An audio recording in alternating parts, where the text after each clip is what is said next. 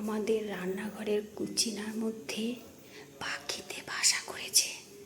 আমরা এই কুচিনাটা ব্যবহার করি না, যেহেতু এই রান্নাঘরে এখন রান্না করি না, নিচে রান্না করি। এই যে এখানে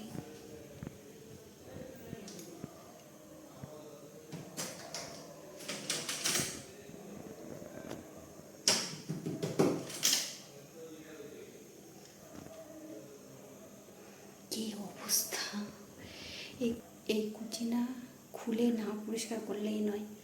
এই পাইপটার মধ্যে বাসা করেছে। আর আমি আস্তে আস্তে কথা বলছি, পাখিদের বাচ্চাগুলো ঘুমাচ্ছে। বাচ্চা হয়েছে।